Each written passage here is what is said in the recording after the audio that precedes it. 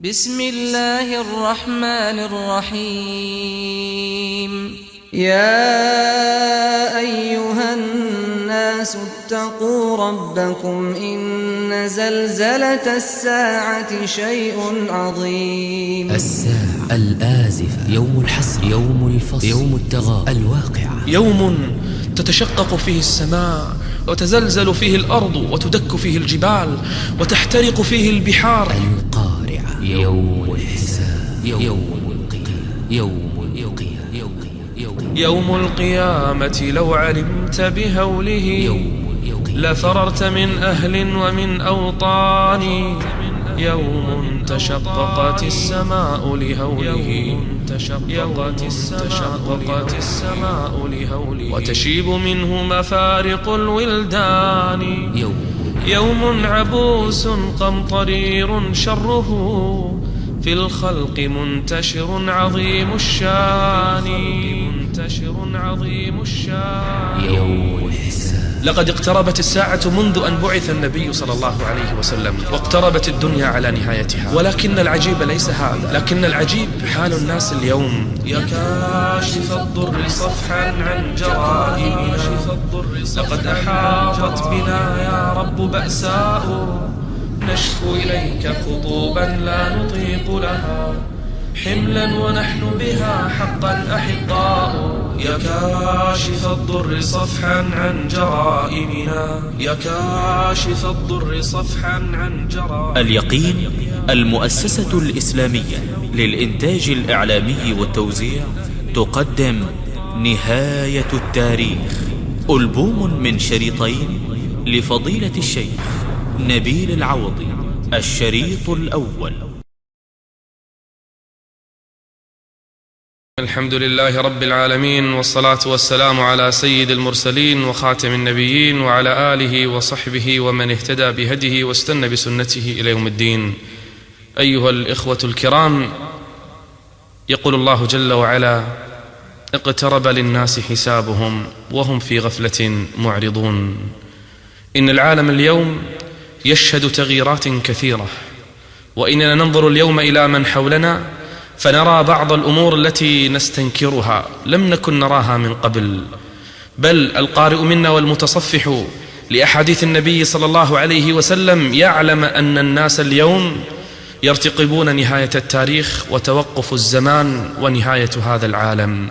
بل لم يجتمع المسلمون والنصارى واليهود على شيء مثل ما اجتمعوا اليوم على أن الساعة قد اقتربت، وأن العالم سينتهي، وأن التاريخ يوشك على أن يتوقف.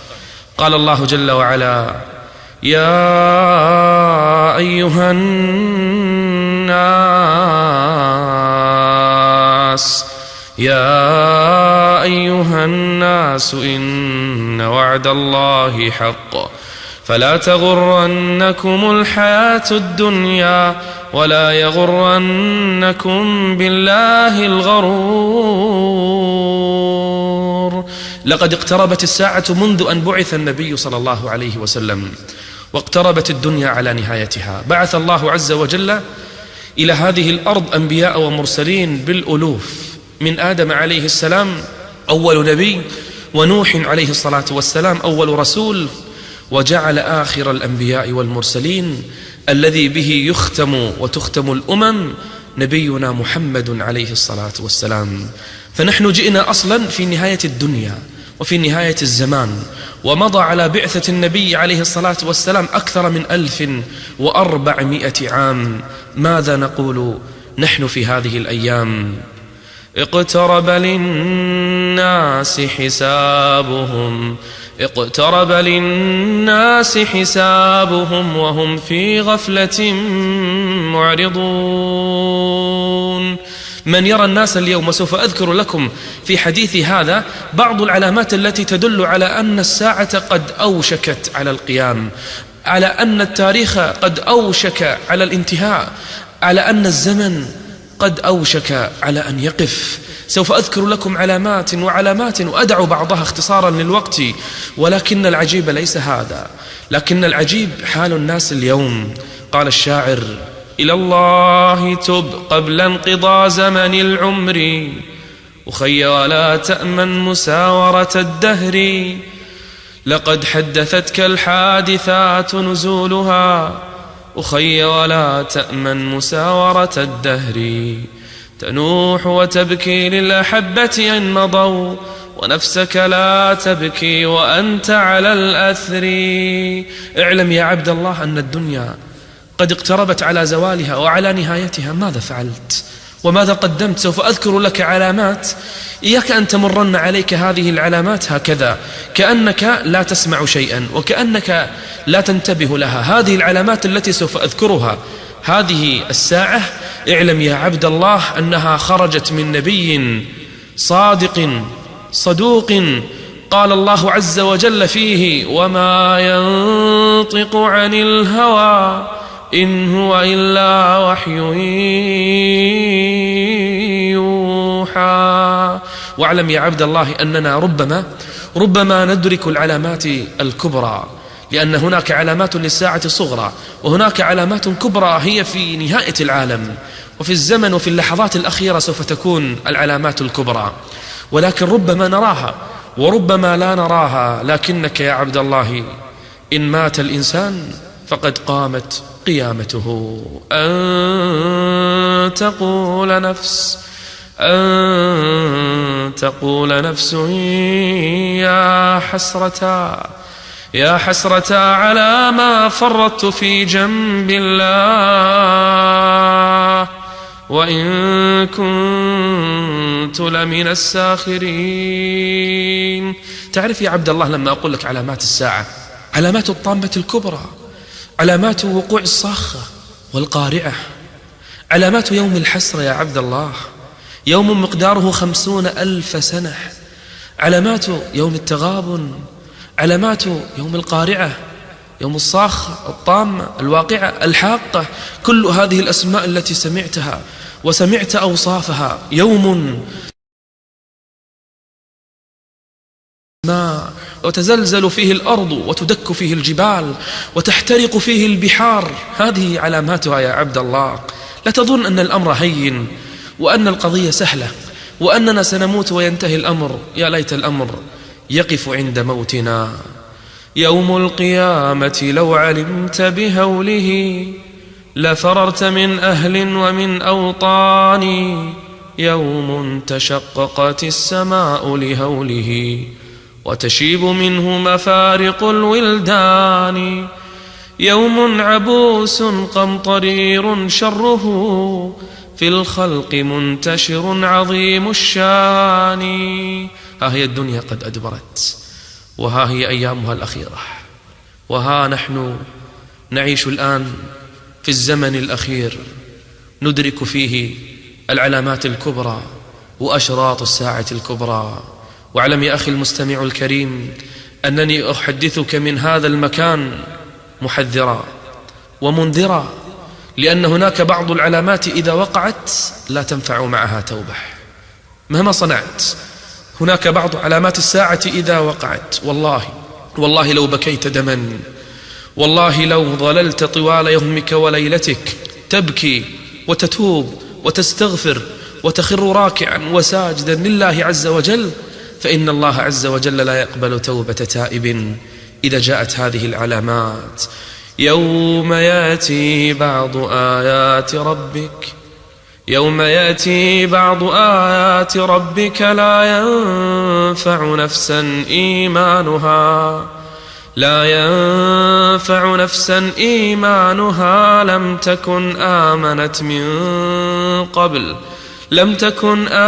من قبل أو كسبت في إيمانها خيرا. لهذا وأنت تسمعني أذكرك بهذه العلامات. أنا أرجو يا عبد الله أن تنتبه. كل علامة قربتنا أكثر، وكل حادثة سوف أذكرها قربتنا أكثر إلى هذا اليوم العظيم. ألا يظن أولئك أنهم مبعوثون ليوم عظيم يوم يقوم الناس لرب العالمين. أتعلم أن النبي عليه الصلاة والسلام بعث كما قال أنا والساعة كهاتين، بين السبابة والوسطى أشار، وقال بعثت في نسم الساعة. أول الريح قبل أن تأتي الريح يأتي نسيم، يأتي هبوب خفيف قبل أن تأتي الريح. هذا النسم وهذا النسيم هذا بداية الريح، كأنه بداية الساعة بعثة النبي عليه الصلاة والسلام. بل أخبر بعض الصحابة إذا حصلت أمور 6 إذا وقعت فاعددها ثم انتظر الساعة، اعدد 6 بين يدي الساعة. منها قال موتي، موت النبي عليه الصلاة والسلام الذي به أظلمت المدينة، الذي به أنكر الناس قلوبهم، الذي بعده صار الناس كالشاة في ليلة مطيرة، الذي به ضج الناس، حزنوا وبكت المدينة، وأعظم مصيبة مرت على وجه الأرض هي موته عليه الصلاة والسلام.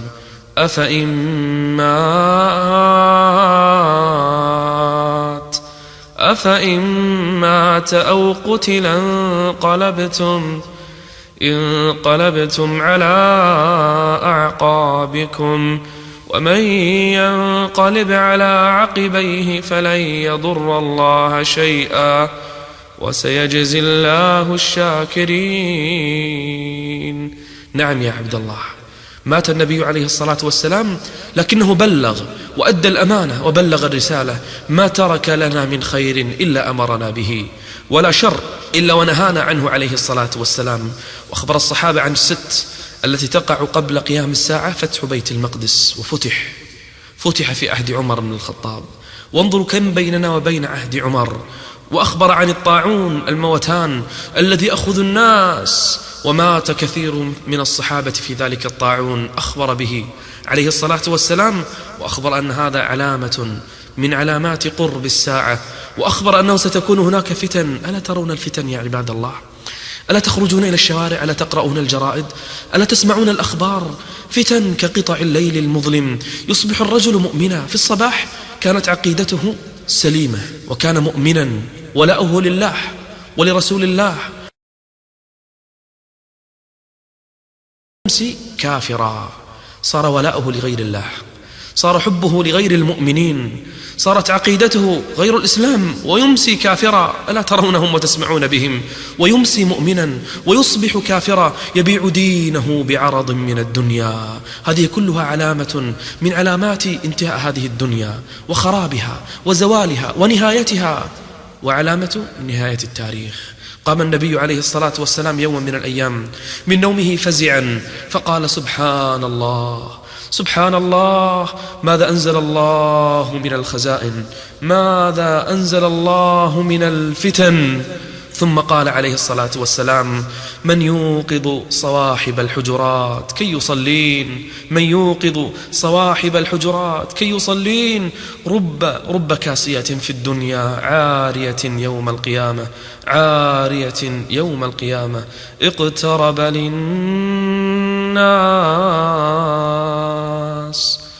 اقترب للناس حسابهم وهم في غفلة معرضون. ما ياتيهم من ذكر من ربهم محدث إلا استمعوه وهم يلعبون. الفتن كما أخبر النبي سوف تأتي فتن يرقق بعضها بعضا، كلما جاءت فتنة أنستنا ما قبلها.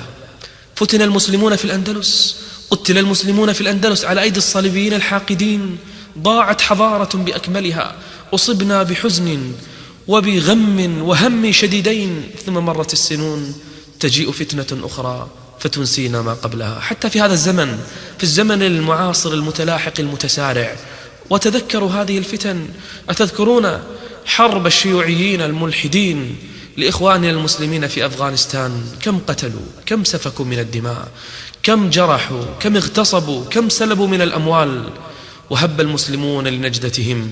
لم تكن مصيبة مثلها، لكنها تمر الأيام وننسى. نسينا بحادثة أفغانستان ما قبلها من احتلال المسجد الأقصى وقتل المسلمين في فلسطين وحرق المسجد الأقصى. مصيبتنا أن الفتنة ترقق ما قبلها وتنسينا ما قبلها. بل ما بعد أفغانستان. أتذكرون يوم ذبح وقتل المسلمون في البوسنة، وذبح الناس كالشياح جثثا متناثرة كالأشلاء المتناثرة في الشوارع والطرقات، سالت الدماء من الأطفال والنساء، اغتصبت الفتيات على أيدي الصليبيين الحاقدين، ولكننا نسينا، سرعان ما ننسى. جاءت الشيشان، وكل الدول والشعوب والجمهوريات استقلوا عن الدولة الماركسية الشيوعية الحاقدة، ولما أراد المسلمون هذا قتلوا، سفكت دماؤهم، اغتصبت نساؤهم، تيتم أطفالهم، إلى اليوم يسامون الهوان. لكن ربما معتصماه انطلقت ملء أفواه الصبايا اليتم، لامست أسماعنا لكنها لم تلامس نخوة المعتصم. وبعد الشيشان هكذا ننسى الحروب واحدة بعد الأخرى، ننسى مآسينا مأساة بعد أخرى. جاءت أفغانستان لتسام الهوان مرة أخرى، فسفكت فيها الدماء، قرية بأجمعها 300 طفل وامرأة وشيخ ورجل قتلوا بلحظة واحدة. صواريخ لا تبقي ولا تذر، فإذا بها تحرق الناس في بيوتهم وتقتلهم في منازلهم وتهدم البيوت والمساجد على رؤوس أهلها. مسلمون يصلون التراويح، تنزل الصواريخ على رؤوسهم فتجعلهم رمادا يبابا. لكننا سرعان ما نسينا، فتن كقطع الليل المظلم. وها نحن الآن نرى إخواننا المسلمين في العراق بين طفل وامرأة وشيخ ينامون تحت الأرض في الخنادق، ولكنه قبرهم.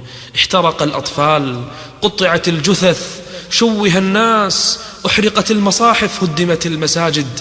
فتن يرقق بعضها بعضا، حتى أخبر النبي سوف يأتي يوم يكثر فيه الهرج عن القتل، فلا يعرف القاتل لما قتل ولا يعرف المقتول لما قتل، حتى أن الرجل يمر على القبر فيتمرغ فيه فيقول يا ليتني كنت مكانك، يا ليتني كنت مكانك. ماذا نفعل إذن؟ يقول عليه الصلاة والسلام في هذه الفتن، قال فمن أحب أن يزحزح عن النار ويدخل الجنة فلتأته منيته وهو يؤمن بالله واليوم الآخر.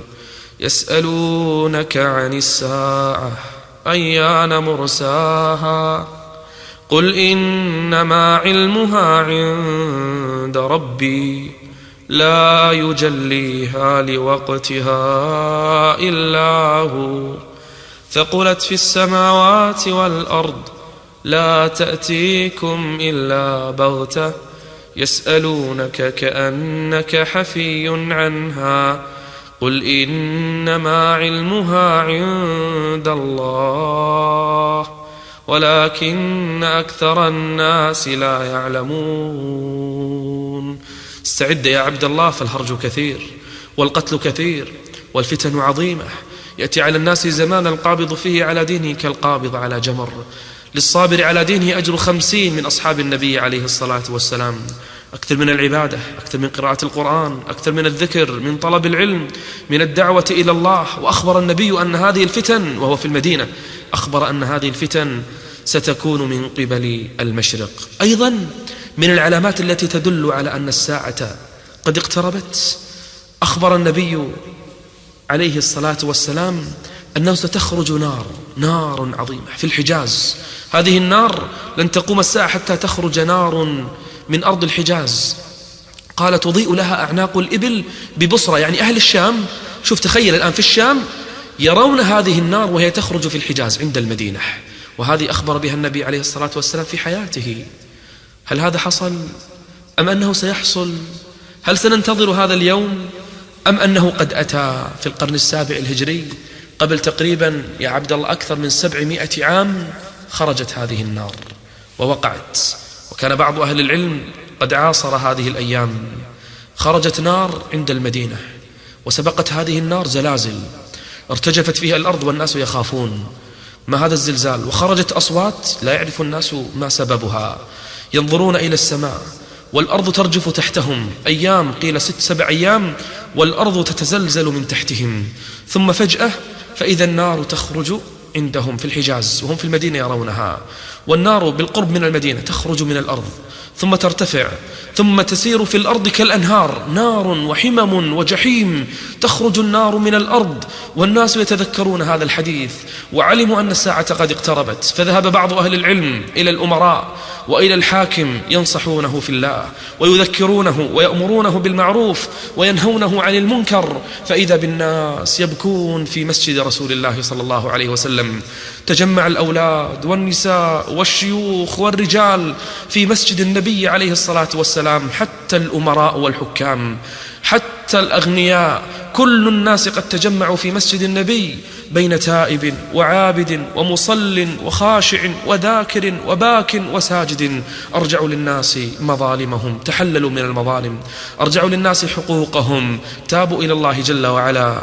حتى أن أحد العلماء كتب شعرا يصف تلك الحال عند المسلمين، يقول: يا كاشف الضر صفحا عن جرائمنا، لقد أحاطت بنا يا رب بأساء، نشكو إليك خطوبا لا نطيق لها، حملا ونحن بها حقا أحقاء، زلازل تخشع الصم الصلاب لها، وكيف يقوى على الزلزال شماء، أقام 7 يرج الأرض فانصدعت، عن منظر منه عين الشمس عشواء، بحر من النار تجري فوقه سفن، من الهضاب لها في الأرض أرساء، كأنما فوقه الأجبال طافية، موج عليه لفرط البهج وعثاء، ترمي لها شررا كالقصر طائشة،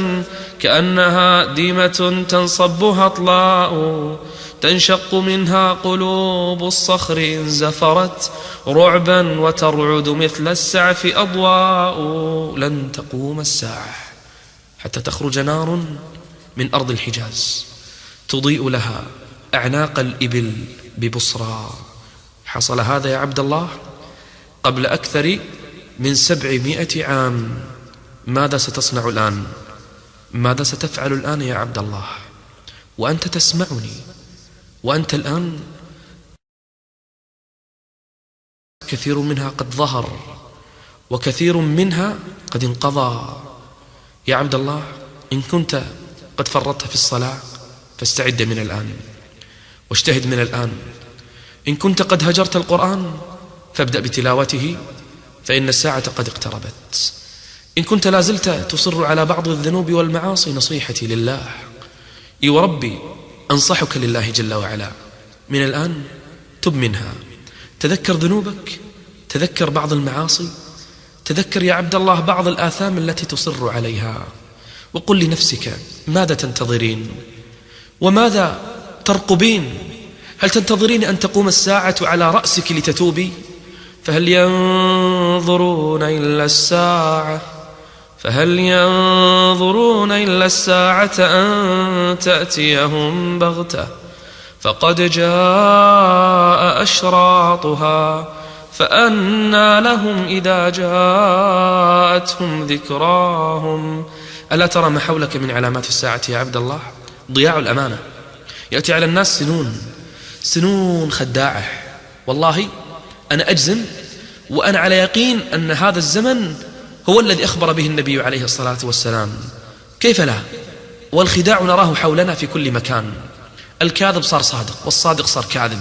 انظروا في الإعلام، بدأنا لا نثق بأحد من الناس، يصورون لك صورا وهي كاذبة، وترى بأم عينيك رجلا وهو كاذب، لم يكن هذا هو الرجل. سبحان ربي. يأتي على الناس سنون خداعة، يكذب فيها الصادق ويصدق فيها الكاذب، ويخون فيها الأمين، ويؤتمن فيه الخائن. ألا ترى يا عبد الله ما الذي يحصل اليوم؟ كل ما تراه من حولك كثير منه علامات وأمارات وأشراط على أن الساعة قد آذنت بالقدوم، على أن هذه الدنيا قد أوشكت على الزوال. أخبر النبي أنه سيظهر مدعو للنبوة 30 واحد، كلهم يزعم أنه رسول الله، وظهر منهم كثيرون. شوف هذه الأمة بعد أن دخلت في الدين أفواجا أفواجا. أخبر النبي عليه الصلاة والسلام أن الساعة لن تقوم حتى تلحق قبائل من أمتي بالمشركين وحتى يعبدوا الأوثان. وصدق النبي عليه الصلاة والسلام. لحق كثير من هذه الأمة بل ومن العرب بل ومن أهل الجزيرة العربية مهبط الوحي، لحق كثير منهم بالمشركين وانتسبوا إلى الشيوعية واعتنقوا الليبرالية، وإذا بهم يدعون إلى العلمانية. لحقوا بالمشركين، بل عبد كثير منهم الأوثان وعبدوا الأصنام وعبدوا القبور وعبدوا الأحجار وعبدوا الخيوط. وصدق النبي: وما ينطق عن الهوى إن هو إلا وحي يوحى. بل حدد النبي عليه الصلاة والسلام، شوف التفصيل، حدد أنكم سوف تتبعون اليهود والنصارى وتحذون حذوهم وتقتدون بهم. قال: لتتبعن سنن من كان قبلكم حذو القذة بالقذة، حتى لو دخلوا جحر ضب لدخلتموه. قال الصحابة: اليهود والنصارى، يعني حنا نتبع اليهود والنصارى. قال: فمن؟ يعني من غيرهم آخر الزمان تتبعونهم وتحذون حذوهم وتقتدون بهم وتتمسكون بهديهم. وحصل ما أخبر به النبي عليه الصلاة والسلام. أخبر أنه سوف يأتي يوم يقبض فيه العلم. كيف يقبض؟ طبعا العلم يقبض، العلم يقبض العلماء، بل سوف ينتشر الجهل بين الناس كما أخبر النبي عليه الصلاة والسلام. من أشراط الساعة قال: أن يرفع العلم ويثبت الجهل. وأخبر أن الأمر سوف يزداد ويدرس الإسلام كما يدرس وشي الثوب، حتى لا يدرى ما صيام ولا صلاة ولا صدقة ولا، يعني ما خلاص الناس ما يعرفون شيء، لا يعرفون شيء لا عن الصلاة ولا عن الصيام ولا عن الصدقات. قال: ويسرى على كتاب الله في ليلة فلا يبقى في الأرض منه آية. لا إله إلا الله. يا عبد الله أدرك أمرك، يا عبد الله تدارك الأمر، عليك بالقراءة، عليك مدارسة لكتاب الله جل وعلا الذي يثبت أهل الإيمان. سوف يأتي يوم يقبض الكتاب، هذا الكتاب من الأرض. بل سوف يأتي على الناس يوم يا عبد الله لا يعرفون حتى كلمة الله، بل بعضهم يقول لا إله إلا الله لا يعرفون معناها. يقول: كنا نسمع آباءنا، أدركنا آباءنا يقولون لا إله إلا الله، ما يعرفون حتى معناها. وصار في الأرض اليوم بعض القبائل التي تنتسب للإسلام ما تعرف من الإسلام إلا كلمة لا إله إلا الله، لا يعرفون حتى معناها ولا شروطها ولا مقصدها. يا عبد الله ماذا تنتظر؟ ماذا ستفعل الآن؟ وقد علمت أن العلامات التي أخبر بها النبي أكثرها قد ظهر، بل أنا أظن أن العلامات الصغرى كلها تقريبا ظهرت، وربما الباقية النادرة لن تظهر إلا مع الكبرى، والعلم عند الله جل وعلا. هل تطمع بعد هذا في الحياة؟ إن كنت تطمع في الحياة فهاتي، كم من أب صار في الأموات، ما أقرب الشيء الجديد من البلا يوما، وأسرع كلما هو آتي. الليل يعمل والنهار ونحن ما يعملان بأغفل الغفلات. يا ذا الذي اتخذ الزمان مطية، وخطى الزمان كثيرة العثرات.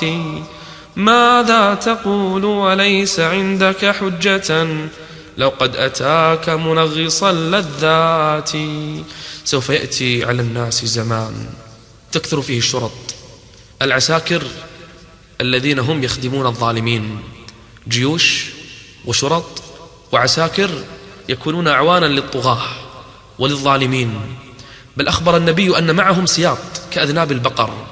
طبعا هذا الذي أقول لك الآن وتسمعني يا عبد الله هذا وقع قبل قرون، قد وقع قبل قرون كثيرة، وأخبر بذلك العلماء أنه جاء شرط لأعوان للظالمين والطغاة وكان معهم سياط يضربون بها الناس. قال عليه الصلاة والسلام: قال: سيكون في آخر الزمان شرطة يغدون في غضب الله ويروحون في سخط الله، فإياك أن تكون من بطانتهم.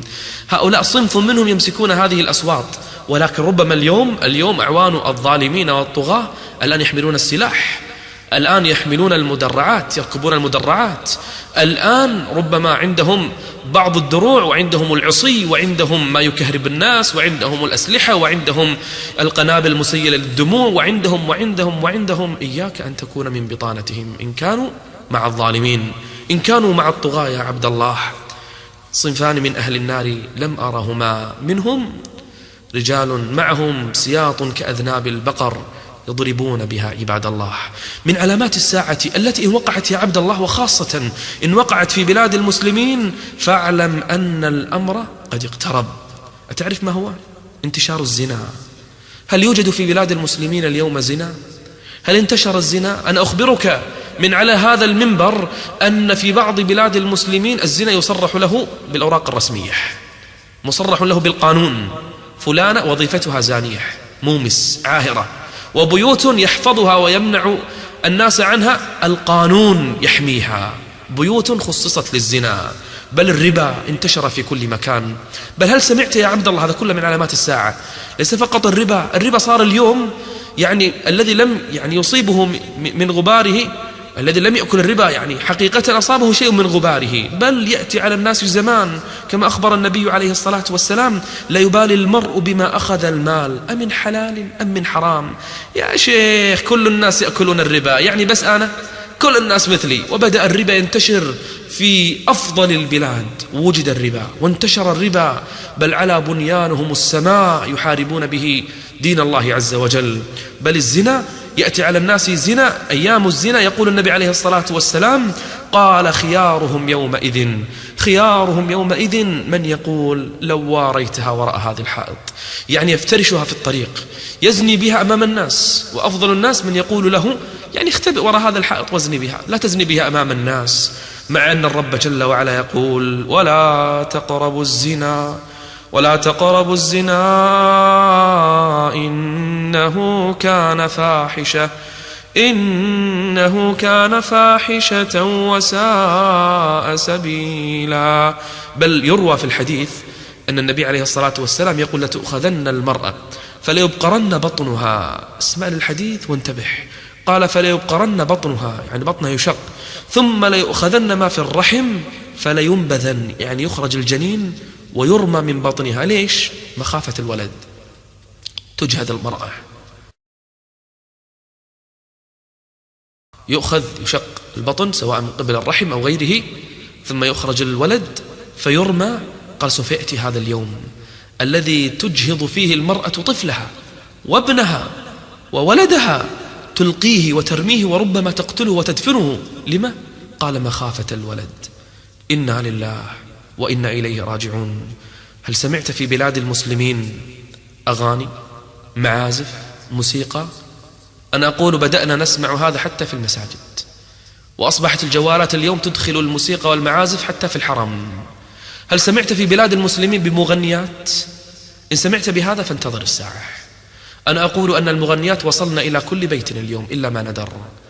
بشاشات التلفاز وصلنا إلى جميع البيوت، إلى غرف النوم، على صفحات الجرائد والمجلات وفي الطرقات. بل صارت المغنيات اليوم لهن الأموال والكرامة والشرف والعز والرفعة للمغنيات الساقطات. يقول عليه الصلاة والسلام: سيكون في آخر الزمان، آخر شيء قبل أن تقوم الساعة، خسف وقذف ومسخ. قالوا: متى يا رسول الله؟ متى هذا يكون؟ قال: إذا ظهرت المعازف والقينات. إنا لله وإنا إليه راجعون. هل شرب الخمر في بلاد المسلمين؟ فكر وابحث في من حولك. ليس الخمر فقط، بل الآن بدأت المخدرات تنتشر حتى في جزيرة العرب. هذه الأمور يا عبد الله اعلم أنها من الخبث الذي يؤذن بزوال الأرض ونهايته وإهلاك الناس ولو كان فيهم صالحون. الساعة قد اقتربت، ماذا أنت صانع؟ إنهم يرونه بعيدا ونراه قريبا. الله يقول: ساعة قريبة والناس يظنونها بعيدة. هل فكرت؟ هل استعد الواحد منا؟ هل تجهز لهذا اليوم؟ يا أخي، كلما قرأت لك علامة من علامات آخر الزمان نجدها وقعت.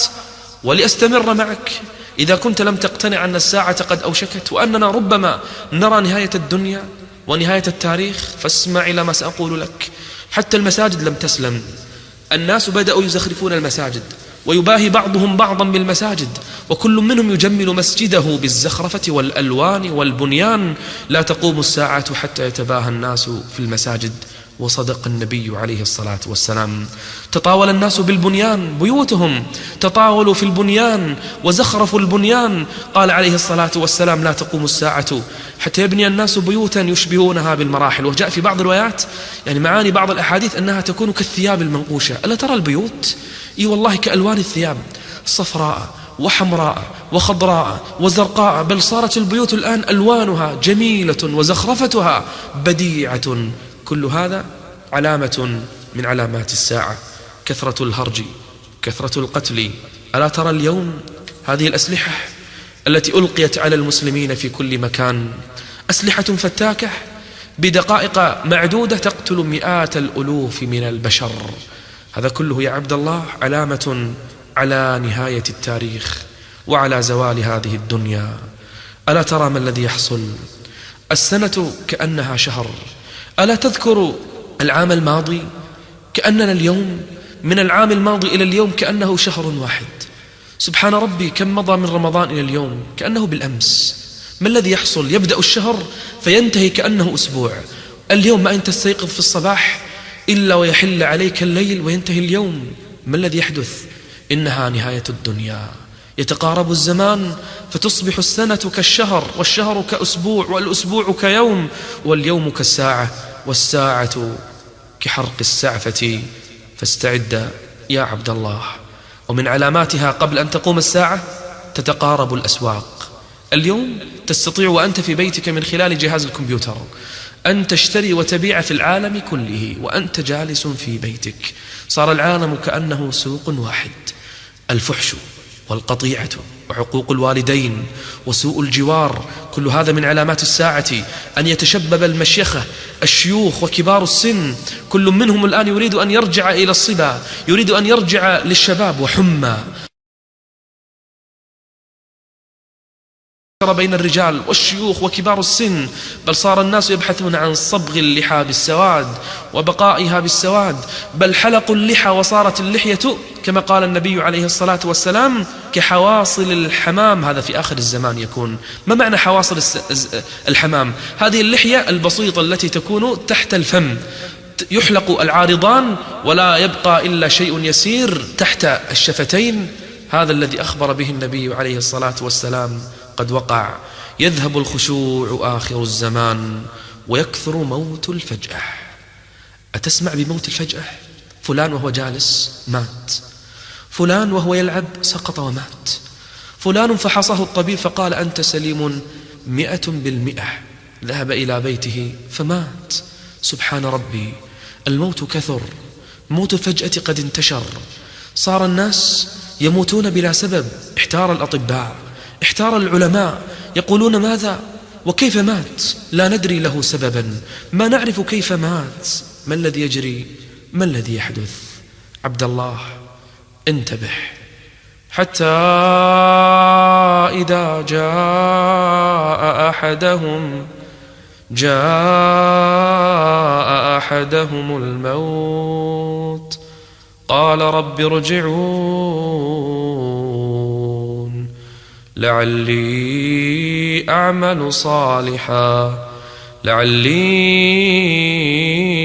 أعمل صالحا فيما تركت كلا إنها كلمة هو قائلها ومن ورائهم برزخ إلى يوم يبعثون.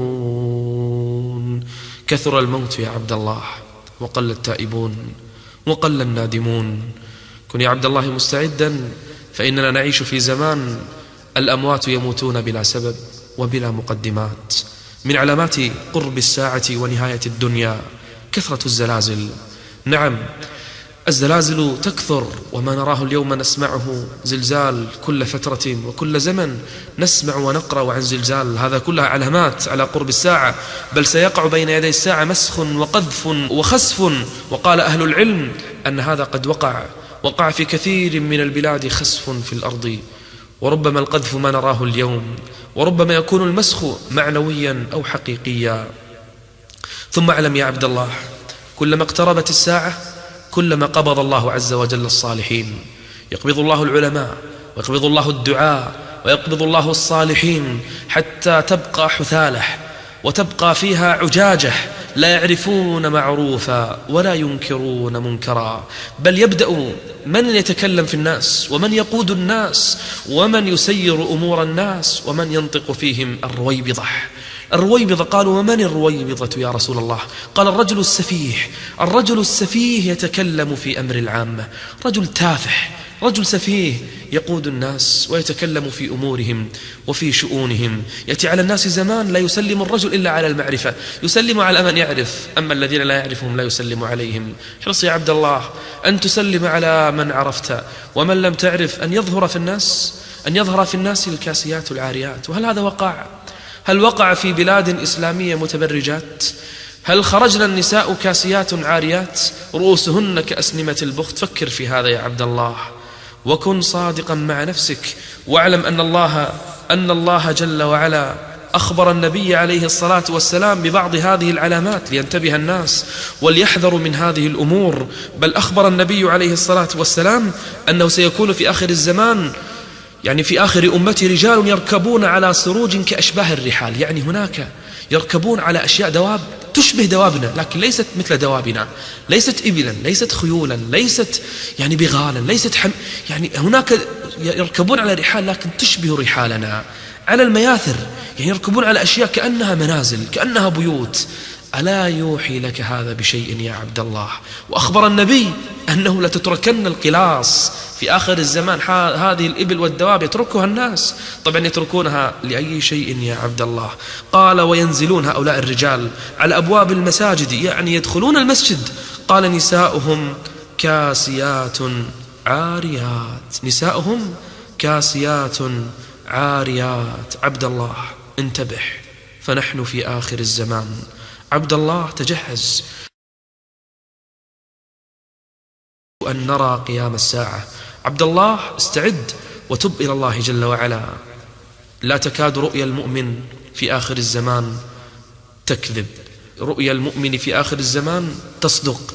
وبين يدي الساعة ظهور القلم، كل الناس يكتبون، بل الطباعة قد انتشرت، والناس تكتب الشيء الآن في بلدك وينتشر في الأرض جميعا. وفي آخر الزمان يا عبد الله تكثر النساء ويقل الرجال، وذلك بسبب الحروب كما قالوا، وسبب القتل وسفك الدماء وقتل الرجال، فيكثر النساء حتى يبقى لل50 امرأة القيم الواحد. حذيفة رضي الله عنه كان بظهر الكوفة، كان يمشي بالكوفة ومعه رجل، فالتفت إلى جانب الفرات، كان حذيفة عند الفرات، فقال لصاحبه كيف أنتم يوم تراهم يخرجون أو يخرجون منها، أي يخرجون من هذه الأرض. أهل العراق يخرجون من العراق أو يخرجون منها، يجبرون على الخروج منها، لا يذوقون منها قطرة، لا يستطيعون حتى الشرب من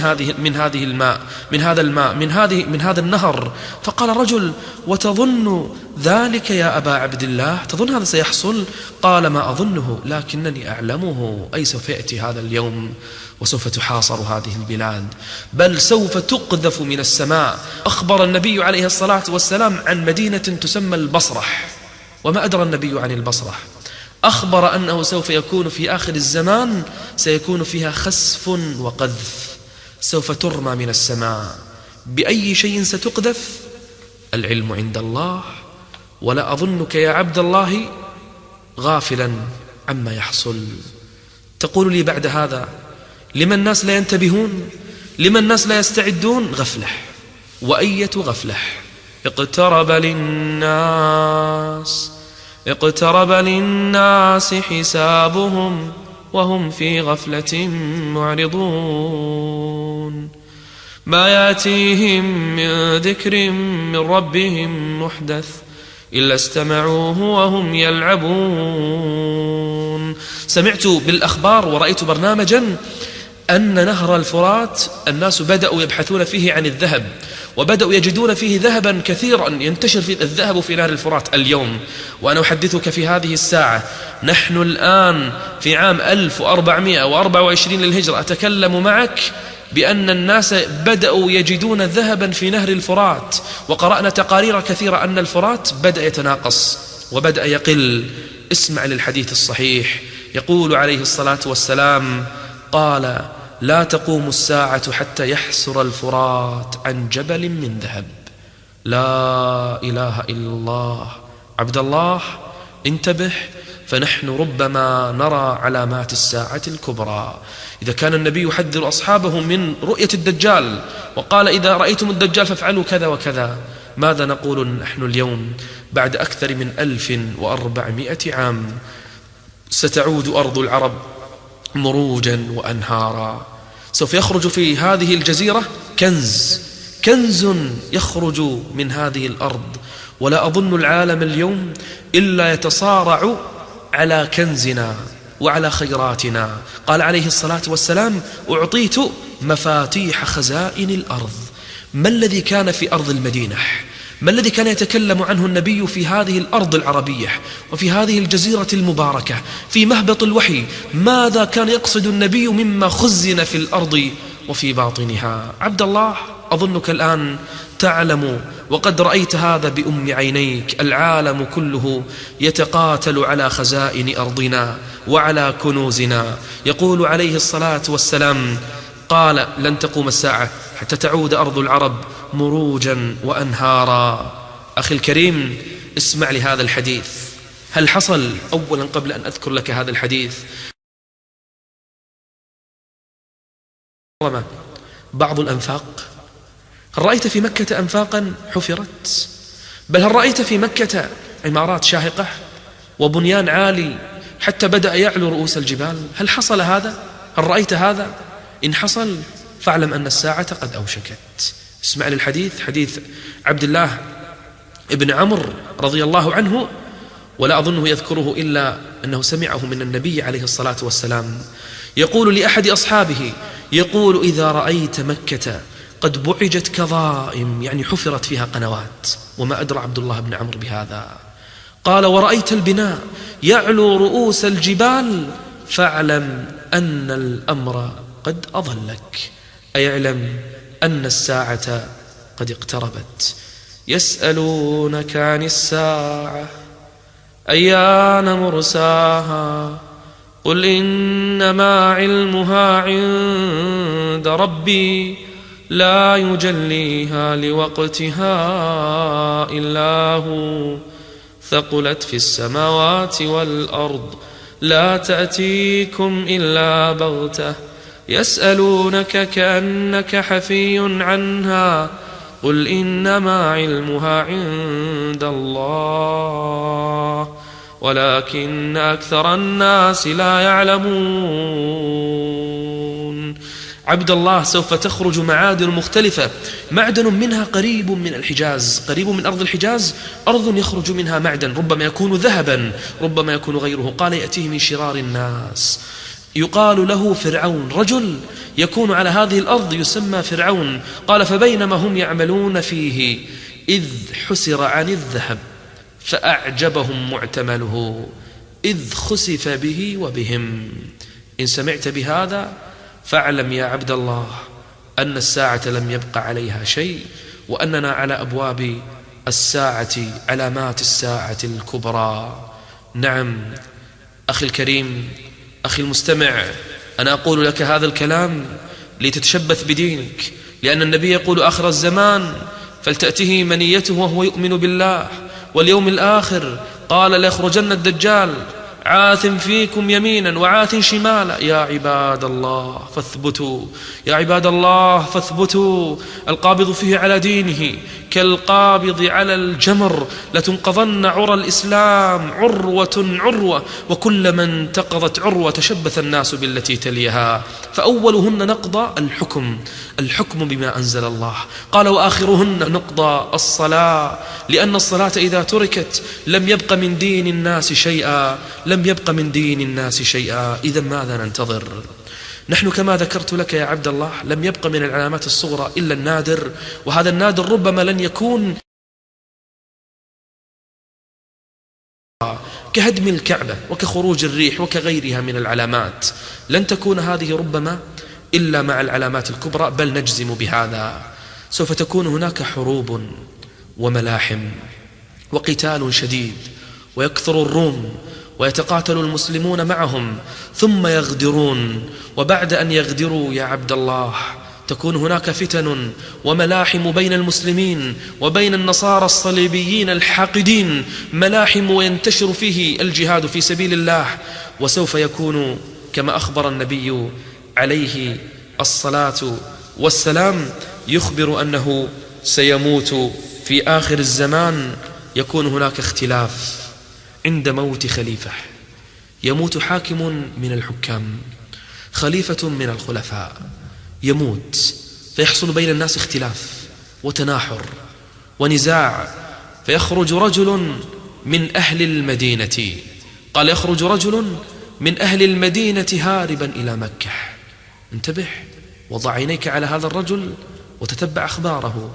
قال فيأتيه ناس من أهل مكة فيخرجونه وهو كارح، يدفعونه دفعا وهو لا يرضى. الناس يعرفونه، أهل العلم، الدعاء، الصالحون، أهل الدين يعرفون أن هذا الرجل هو المقصود وهو المعني وهو الذي سيبدأ به الرب جل وعلا علامات الساعة الكبرى، فيخرجونه وهو كارح، أي يدفعونه للبيع. قم يا رجل، قم بايع الأمة. الأمة تحتاج إلى القائد، الأمة تحتاج إلى من يقودها للجهاد في سبيل الله. النصارى يقتلون، اليهود يسفكون، قم يا رجل. والمسلمون مختلفون على الكنوز وعلى الثروات وعلى الأموال. قال فيبايعونه بين الركن والمقام، بين الركن الحجر والمقام، ثم يبعث إليه بعث من الشام، جيش يخرج إليه ليقاتله، فيخسف بهم بالبيداء بين مكة والمدينة. إذا سمعت بهذا، جيش خسف به بين مكة والمدينة ورجل يبايع الناس عند الكعبة، فأسرع يا عبد الله. قال عليه الصلاة والسلام فإذا رأى الناس ذلك أتاه أبدال الشام وعصائب أهل العراق، يعني مشرق المدينة، فيبايعونه. ويأتي من قبل المشرق قوم معهم رايات سود يخرجون ليقاتلون في سبيل الله، يخرج إليه أهل مصر وأهل الشام وأهل العراق وأهل اليمن والمسلمون المجاهدون المخلصون الصادقون، يخرجون من الدنيا بأجمعها، كلهم يلبون لبيك اللهم لبيك، يخرجون يريدون الجهاد في سبيل الله. وبهذا تبدأ علامات الساعة الكبرى. أخي الكريم، ما الذي سيحصل بعد أن يخرج هذا الرجل الذي هو من أبناء النبي عليه الصلاة والسلام من آل بيته، اسمه كاسمه، أي اسمه محمد، واسم أبيه كاسم أبي النبي عليه الصلاة والسلام؟ متى سيخرج وأين سيخرج وماذا يحصل إذا خرج هذا الرجل؟ موعدنا في الدرس المقبل إن شاء الله. أسأل الله جل وعلا أن ينفعنا وإياكم بهذه الكلمات، وصلى الله وسلم على نبينا محمد وعلى آله وصحبه أجمعين. ثاني. بسم الله الرحمن الرحيم. الحمد لله رب العالمين، والصلاة والسلام على سيد المرسلين وخاتم النبيين وعلى آله وصحبه ومن اهتدى بهديه واستنى بسنته إلى يوم الدين. أما بعد، أيها الإخوة الكرام، ذكرنا في المحاضرة الماضية بعضا من علامات الساعة الصغرى وشيئا من أشراطها، وذكرنا في المحاضرة السابقة أن هذا كله دليل على أن العالم سينتهي وأن الساعة ستقوم، أما وقتها فالعلم فيه عند الله جل وعلا، لا يجليها لوقتها إلا هو. يسألونك عن الساعة أيان مرساها، فيما أنت من ذكراها، إلى ربك منتهاها، إنما أنت منذر من يخشاها، كأنهم يوم يرونها لم يلبثوا إلا عشية أو ضحاها. وذكرنا بما لا يدع مجالا للشك على أن الساعة قريبة، ودللنا بعلامات كثيرة وقعت وتركنا بعضها اختصارا للوقت. وهذه العلامات التي ذكرناها هي العلامات الصغرى، أما الكبرى فلم يقع منها شيء حتى الآن. فإذا بدأت العلامات الكبرى، العلامة الأولى إذا بدأت توالت ما بعدها كالمسبحة إذا انقطعت توالت خرزاتها. وقد تأتي بعض العلامات الكبرى فينقطع باب التوبة، وتنتهي التوبة إلى الله جل وعلا، ولا ينفع نفسا إيمانها لم تكن آمنت من قبل أو كسبت في إيمانها خيرا. يا عباد الله انتبهوا واستعدوا. ولم نذكر هذه العلامات من باب العبث أو زيادة المعلومات أو ذكر بعض الأمور من باب التسلية أو غيرها، لكننا ذكرنا هذه الأمور ليستعد العبد، فإن الناس في غفلة، وكلما ازداد ومر الزمان فإن الغفلة تزداد، وإن الجهل يكثر والعلم يقل، حتى يأتي على الناس زمان كما ذكرنا لكم، يأتي على الناس زمان يرفع فيه القرآن وترفع فيه المصاحف، ولا يقرأ في الأرض القرآن ولا تجد حتى آية تقرأها، بل يأتي على الناس زمان لا يقال في الأرض الله الله. إن الذين لا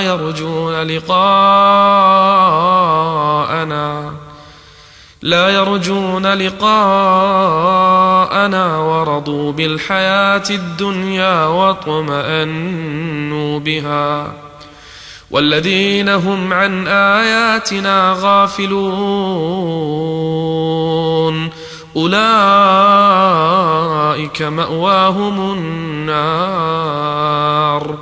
مأواهم النار بما كانوا يكسبون.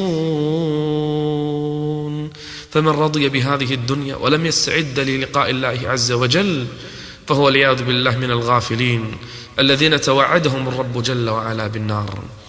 نحن الآن لازلنا نعيش في علامات الساعة الصغرى التي كلما مر زمان كلما اقتربنا فيه من اليوم الآخر. وهذه العلامات التي ظهرت ما ذكرناها في المحاضرة الماضية دليل على خراب هذا العالم، مثل الميت. أرأيتم يا عباد الله الميت الذي يحتضر تمر فيه علامات، ربما يصاب ببعض الأمراض، ربما تتوقف بعض أجهزته، ربما تتغير بعض قوانين جسمه، ربما تختل بعض أعضائه يختل. هذا أكبر دليل على أن هذا الرجل بدأ يحتضر. وهكذا العالم اليوم يحتضر، والدنيا قد آذنت بزوال، والعالم سوف يخرب والتاريخ سوف ينتهي. ونحن في شرعنا النبي صلى الله عليه وسلم ذكر هذه العلامات ليستعد العبد وليتجهز للقاء الله عز وجل. قال الرب جل وعلا: يا أيها الذين آمنوا اتقوا الله ولتنظر نفس ما قدمت لغد واتقوا الله إن الله خبير بما تعملون. سوف تكون هناك حروب قبل بداية العلامات الكبرى، وهذه نهاية الدنيا حقيقة. قبل أن تبدأ العلامات الكبرى ستكون هناك حروب وفتن وملاحم كبرى، وسوف يقف المؤمنون أولا بينهم وبين النصارى، بين بني الأصفر تكون هناك معاهدة وهدنة، ويقاتلونهم مع النصارى مع الروم عدوا من ورائهم. ولم يسمي النبي عليه الصلاة والسلام من هذا العدو. هل سيكون هذا العدو هم الشيوعيون، هم الهندوس، هم الصينيون، هم الملحدون، هم الله أعلم من العدو الذي سوف نقاتل مع الروم هذا العدو. ثم بعد أن ينهزم هذا العدو يغدر النصارى، وهذه عادتهم وهذه طريقتهم. فإذا غدروا يكون بين المسلمين وبين النصارى مقتلح وملحمة كبيرة. يأتي النصارى بجيش يقرب من 1,000,000، جيش يقول عليه الصلاة والسلام يأتونكم تحت 80 غاية، يعني مثل الراية، ربما تكون 80 دولة، 80 سرية، الله أعلم، 80 راية.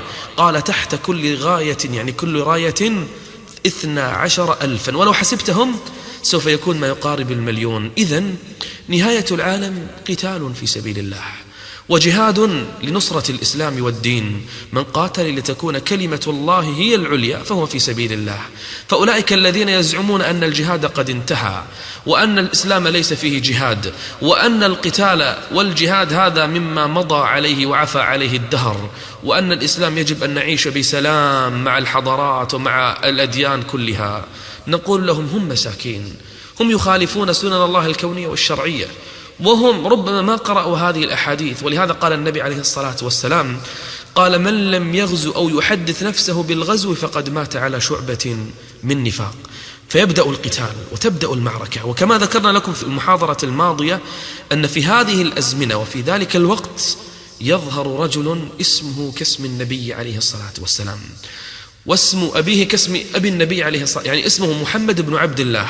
وهذا الرجل الحسن ابن فاطمة يعني ابن علي، فهو حسني فاطمي علوي من آل بيت النبي عليه الصلاة والسلام. وليس كل من ادعى أنه هو المهدي في هذا الزمن نصدقه ونتبعه، لا، له علامات. وأخبر النبي أنه يخرج في زمن ملئ ظلما وجورا، ظلم ينتشر في الأرض. أسألكم بالله يا من تسمعوني الآن، هل الأرض اليوم ملئت عدلا، ملئت قسطا، أم ملئت ظلما وجورا؟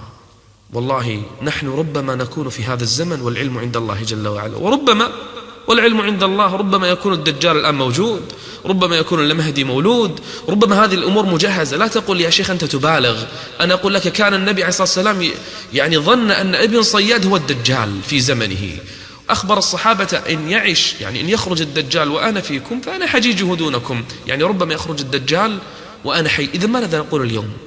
وربما تكون علامات الساعة الكبرى الآن ليس يعني بيننا وبينه إلا قاب قوسين أو أدنى، والعلم عند الله عز وجل وحده. يخرج هذا الرجل المهدي ويبدأ الناس يبايعونه، وكما ذكرت لكم يخرج على إثر موت خليفة، ويختلف على الحكم وعلى الملك ثلاث كلهم أبناء خليفة، ويبدأ الناس يختلفون، فيخرج هذا الرجل وهو المهدي. لا تقوم الساعة حتى يملك رجل من أهل بيتي يواطئ اسمه اسمي واسم أبيه اسم أبي، يملأ الأرض قسطا وعدلا كما ملئت ظلما وجورا. وهذا الرجل أجلى، يعني ينحسر شعره عن مقدم رأسه، شكله إذا أردت أن تعرف شكل المهدي يعني شعره ارتفع عن رأسه قليلا، وأقنى يعني احدودب أنفه. يعيش هذا الرجل في الأرض 7 أو 8 سنين، ويكثر في عهده الخير، ويتوافد الناس إليه. الآن الناس المسلمون في العالم يبحثون عن الجهاد في سبيل الله، ويتمنون القتال في سبيل الله، لكن ينتظرون قائدا يقودهم.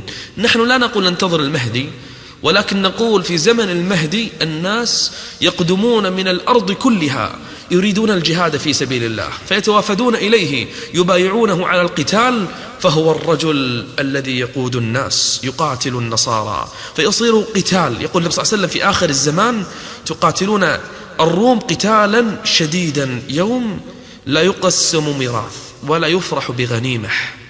يقاتل الناس ويجتمع الروم يعني في الشام، يجمع النصارى جيشهم في الشام ليقاتلوا أهل الإسلام.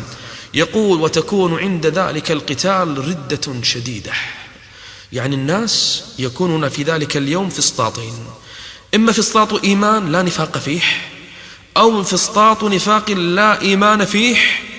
يعني حتى قال النبي صلى الله عليه وسلم سمى تلك الفتنة الدهيماء، لا تدع أحدا من هذه الأمة إلا لطمته لطمة، فإذا قيل انقضت تمادت، يعني الناس تقول خلاص انتهت الحروب وانتهت الفتنة، كلما قالوا هذا ازدادت الفتنة واشتد القتال. ونسأل الله العافية. في ذلك الزمان يصبح الرجل مؤمنا ويمسي كافرا، ويمسي مؤمنا ويصبح كافرا. في ذلك اليوم لا يتخلف عن الجهاد إلا معذور أو مريض أو غيره، أو يكون من أهل النفاق والعياذ بالله. والمسلمون يقاتلون، حتى قال النبي عليه الصلاة والسلام فيشترط المسلمون شرطة للموت لا ترجع إلا غالبه، فيقتتلون حتى يحجز بينهم الليل، يعني بين المسلمين والروم والنصارى، وهؤلاء كل غير غالب، يعني يصير قتال شديد وما أحد يغلب، ثم مرة ثانية ثم مرة ثالثة، ثم هكذا كلما يصير قتالا شديدا. يقول حتى إذا كان اليوم الرابع نهد إليهم بقية أهل الإسلام، يعني أهل الإسلام ينهدون كل ما عندهم يخرجونه. يقول فيجعل الله الدبرة عليهم، يعني يهزم أهل الروم والنصارى ويتقدم المسلمون. وربما يكون في ذلك اليوم في ذلك الزمان تفتح القسطنطينية اسطنبول مرة ثانية، ثم يتقدم أهل الإسلام ويدخلون إلى أوروبا. الله أكبر. في ذلك الزمان تتقدم الجيوش الإسلامية فتفتح أوروبا وتتقدم وتتقدم حتى يصلون إلى إيطاليا. تعرفون ما إيطاليا؟ يعني هو مقر الفاتيكان، يعني مقر النصارى، علماؤهم، أحبارهم، رهبانهم، يعني رؤساؤهم في إيطاليا اليوم روما ويفتحها المسلمون. الله أكبر. إذا جاء نصر الله والفتح ورأيت الناس يدخلون في دين الله أفواجا فسبح بحمد ربك واستغفره إنه كان توابا. يتقدم المسلمون يدخلون إلى أوروبا في ذلك الوقت.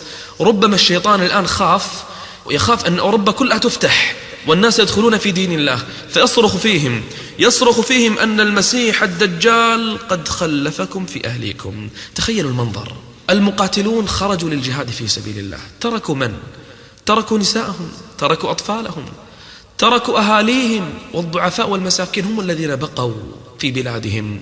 والشيطان يصرخ أن الدجال قد خرج الدجال وزوجتك في بيتها، أولادك لوحدهم، أطفالك هم الذين بقوا. طبعا الآن سرايا المسلمين وطلائعهم توقفت، الدجال خرج، الآن وقت كل واحد يذهب إلى بيته.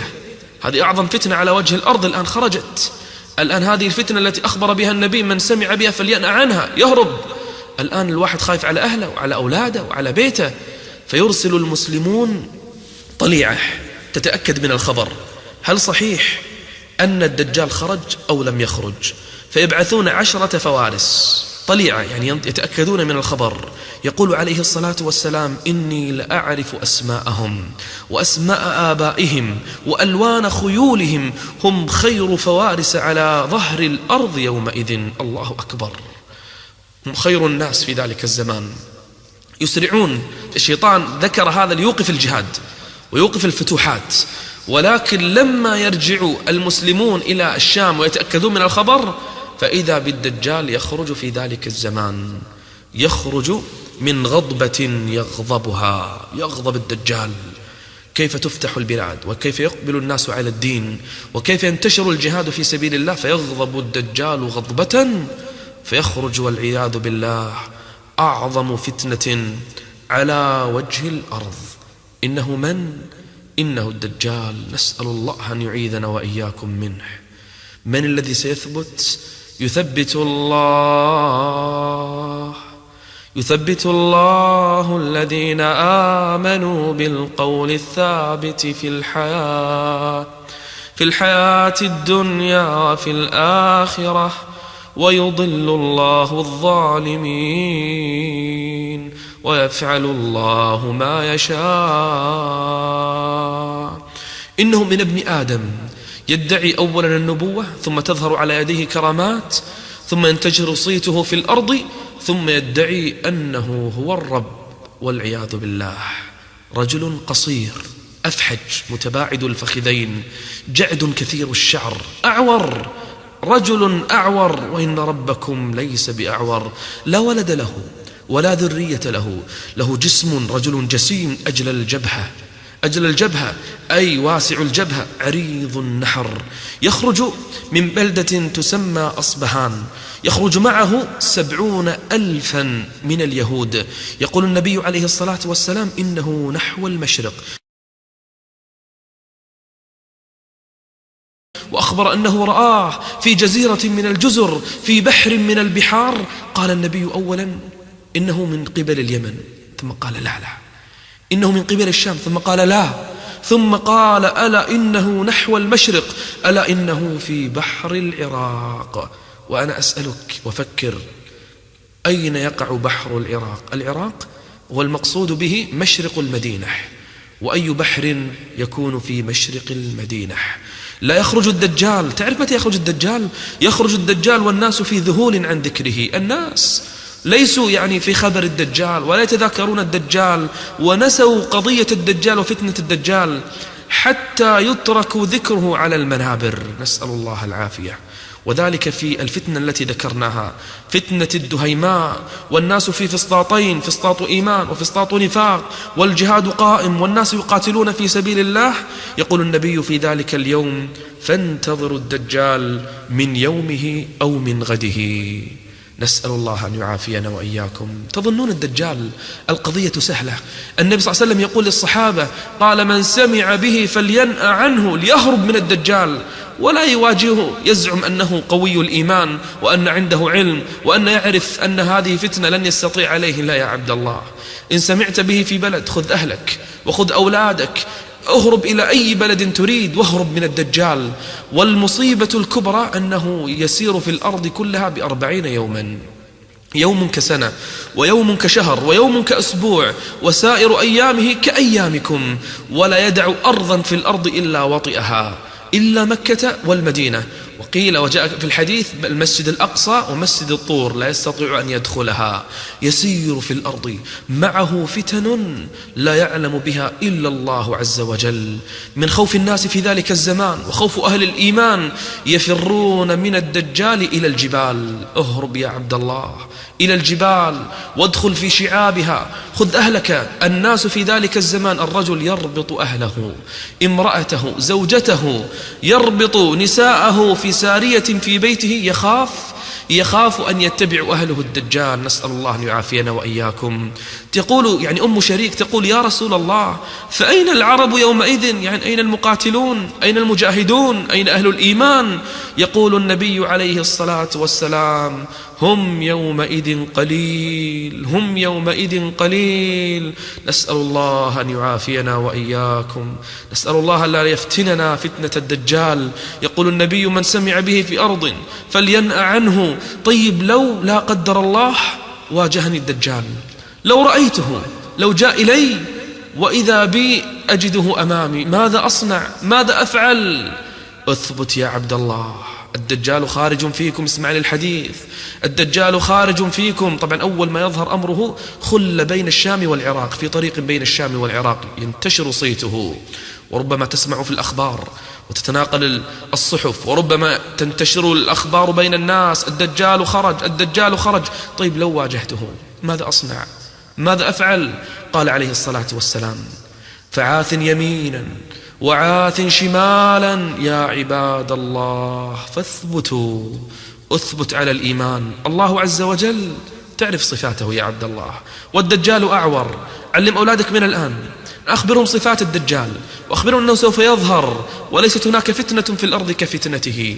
فإذا واجهته استعذ بالله من الشيطان، ثم ابدأ الحمد لله الذي أنزل على عبده الكتاب ولم يجعل له عوجا قيما لينذر بأسا شديدا من لدن. اقرأ أنت وأولادك وأهلك سورة الكهف، اقرأ أوائلها، اقرأ أواخرها، واستشعر الآيات وأنت تقرأها، فإن الله سيعصمك منه يا عبد الله. ثم اعلم أن الدجال عنده فتن. لا تقل سوف أذهب لواجهه وأتصدى له. يا عبد الله عنده فتن عظيمة. من فتنته انظر لبعض فتنه، من فتنه والعياذ بالله أن من آمن به رزقوا بالخيرات والثمار وأمطرت السماء. طيب هذه فتنة. ومن كفر به أجدبت أرضهم وأمسكت السماء وأصيبوا بالفقر والجوع والعطش. طبعا الناس تتداول هذه الأخبار، تقول الناس من آمن بالدجال رزق بالخيرات ومن كفر به حرم من هذه الخيرات. فتنة الناس في الدنيا يريدون فقط الخيرات والأموال والثمرات، لا يفكرون بالإيمان بالله عز وجل أو بغيره. كيف بأيام الدجال؟ نسأل الله العافية. هذه فتنة. عنده فتنة أخرى يا عبد الله، عنده جنة ونار، ناره جنة وجنته نار. الآن تسمع كلامي وربما يعني تقول لا أنا أعرف إن شاء الله جنة نار ونار جنة، لكن لو رأيت أمام عينيك النار بيده، نهر من نار، ماذا ستفعل يا عبد الله؟ نار تلظى، جحيم يا عبد الله. من كفر به ألقاه بالنار ومن آمن به دخل هذه الجنة. ماذا ستصنع يا عبد الله لو رأيت هذه الفتنة؟ يقول النبي عليه الصلاة والسلام يعني من رأى هذا قال فليأتي ناره، هذه النار. قال وليغمض، يعني أغمض عينيك يا عبد الله لأنك ما راح تتحمل، وليغمض ثم ليطأطئ رأسه ثم ليشرب منه ماء باردا. الله أكبر. من يستطيع أن يتحمل هذا؟ من يستطيع يا عبد الله أن يثبت في ذلك الموقف إلا من ثبته الله جل وعلا. استعن بالله اصبر يا عبد الله، اثبتي يا أمة الله، يا أيها الذين آمنوا اصبروا وصابروا ورابطوا واتقوا الله لعلكم تفلحون. بل عنده فتنة ثالثة، عنده فتن كثيرة. من فتنه والعياذ بالله أنه يأتي إلى الإنسان فيقول له تؤمن بي؟ يقول له لا، أنا لا أؤمن بك، أنت الدجال. فيقول له أرأيت إن أحييت أمك وأباك، إن أحييت أمك وأحييت أباك. طبعا الدجال ليس لوحده، معه عشرات الألوف، جيوش تسير معه، وهو يسير كالغيث إذا استدبرته الريح، كالسحاب والريح ترسلها، ويسير في الأرض كلها، ليس أرضا إلا يطأها. الأمر عظيم والفتنة كبيرة. يقول للرجل أرأيت إن أحييت أباك وأمك أتؤمن بي؟ فيقف الرجل، هل صحيح يستطيع أن يحيي أبي الذي مات منذ سنين طويلة، وأم التي ماتت منذ سنوات طويلة؟ فجأة تخرج أمه من قبرها ويخرج أبوه من قبره، فتقول له أمه ويقول له أبوه يا بني قد رأينا ما لم ترى، اعبده فإنه ربك. نسأل الله العافية. شيطانان يتمثلان بصورة أمه وأبيه، فيقولان للرجل يا بني أطعه فإنه ربك، تدارك نفسك يا بني. يا عباد الله فاثبتوا، فتنة في الأرض لا تمر على الأرض مثل هذه الفتنة، والناس يتحصنون بالجبال. تقول لي أين المجاهدون؟ لما لا يقاتلونه؟ تقول لي أين المؤمنون المرابطون؟ أين هم؟ إما متحصنون بالجبال، أو اختبأوا في بيوتهم، أو تحصنوا بمكة أو بالمدينة. بل يذهب الدجال يريد أن يدخل المدينة والعياذ بالله، يريد أن يدخلها لكنه لا يستطيع، فيقف عند جبل من جبالها وشعب من شعابها فيرى المسجد النبوي. اسمع لي هذا الكلام. اليوم المسجد النبوي بني يا عبد الله، إذا رأيته من بعيد فإنه أبيض، أليس كذلك؟ أبيض، صور من بعيد بصور كثيرة. ثم إذا رأيت منظره اليوم والله كأنه قصر من القصور. اليوم المسجد النبوي من رأى التوسعة الجديدة يراه بأنه قصر أبيض. هذا الوصف هو الذي سوف يذكره الدجال، يقول لأصحابه وجنوده أترون هذا القصر الأبيض؟ هذا مسجد أحمد. لا إله إلا الله، إنا لله وإنا إليه راجعون. طبعا يريد أن يدخل المدينة ما يستطيع، تستقبله الملائكة بالسيوف تمنعه. يخرج شاب من أهل المدينة من خير الناس فيقول للناس هذا هو الدجال الذي حذرنا منه النبي عليه الصلاة والسلام، فيأتي إليه فيضربه بالسيف جزلتين، يقطعه نصفين، فيمشي الدجال بين هذين النصفين، ثم يقول له قم، فيقوم مرة أخرى. طبعا هذا كله بإذن الله عز وجل، يرى الناس، يختبر الناس. فيقول له الدجال أتؤمن بي الآن؟ فيقول لا والله أنت الدجال، ما ازددت بك إلا بصيرة، أنت الذي حذرنا منه النبي عليه الصلاة والسلام. فيريد الدجال أن يقتله مرة أخرى فلا يسلط عليه، لا يستطيع. ويسير الدجال في الأرض ويفتن الناس ويقتل من يقتل ويحرق من يحرق ويفتن من يفتن، والناس معه جيوش. تخيل الأرض في ذلك الزمان، هل يهنأ الناس بعيش؟ هل الناس في ذلك الزمان يبحثون عن أموال أو عن تجارات؟ لا والله، إما مؤمن يحفظ إيمانه، وإما كافر قد انغمس في كفره، ليس بين هذا وذاك شيء. فيتبع الناس إلى فلسطين، يريد أن يقاتلهم، يريد أن يقتلهم، فيتحصن الناس، يتحصن المؤمنون ويحصرهم في بيت المقدس، فيزلزلون زلزالا شديدا. الآن يريد أن يدخل بيت المقدس ما يستطيع، والناس قد زلزلوا وخافوا وارتجفوا، ماذا يفعلون وماذا يصنعون؟ واليهود قد تجمعوا مع الدجال في فلسطين يريدون أن يقتحموا بيت المقدس، والمؤمنون فيه كل قد حافظ على دينه يريدون القتال في سبيل الله. وهم في ذلك الوقت قد تجمع بعض المسلمين وكثيرون منهم قد تجمعوا في دمشق، يفكرون بالجهاد الآن ويريدون القتال، يريدون أن يتحصنوا مع بعضهم البعض. ماذا يصنعون؟ ماذا يفعلون؟ والمهدي في ذلك الزمان معهم، وهم في ذلك الوقت قد أذن الفجر ويصلون عند المنارة الشرقية في الجامع، كما قال بعضهم في الجامع الأموي الآن الذي هو موجود بالشام، قد الناس توافدوا لصلاة الفجر والمؤذن قد أذن، الله أكبر الله أكبر. في ذلك الزمان إما أنت من أهل صلاة الفجر، وإما أن تكون من أتباع الدجال والعياذ بالله، أو ربما تكون من أهل النفاق والضلال. فإذا بالناس يتوافدون إلى صلاة الفجر فإذا بهم يسمعون أن الغوث قد جاءكم، أن الغوث قد جاءكم، يا أيها الناس يا أيها الناس أتاكم الغوث أتاكم الغوث. فيقول الناس ما الخبر ما الخبر؟ فإذا بعيسى ابن مريم ينزل على أجنحة ملكين. الله أكبر، والناس تنظر من هذان الملكان ولم ينزلان الآن علينا؟ إن على أجنحتهم عيسى ابن مريم. قال الله جل وعلا وإن من أهل الكتاب إلا ليؤمنن به قبل موته ويوم القيامة يكون عليهم شهيدا. أين الدجال الآن؟ في فلسطين تحصن هو واليهود وأتباعه من الضلال المشركين الكفار، وبعض المسلمين في بيت المقدس يتزلزلون متحصنين في بيت المقدس، وجيش من المسلمين الآن في الشام في دمشق ومعهم المهدي، وعيسى بن مريم قد نزل وأقام الناس صلاة الفجر. فإذا بعيسى بن مريم يدخل في الصلاة، فيقول المهدي لعيسى تقدم يا نبي الله. فيقول عيسى بن مريم لا، أنت صلي بالناس، إمامهم يقول النبي صلى الله عليه وسلم وإمامكم منكم.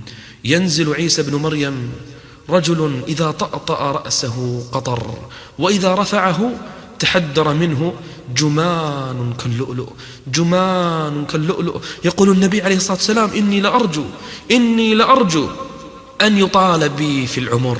فألقى عيسى بن مريم، قال فإن عجل بي موتي، يعني إذا مت قبل أن أجد عيسى بن مريم، فمن لقيه منكم فليقرئه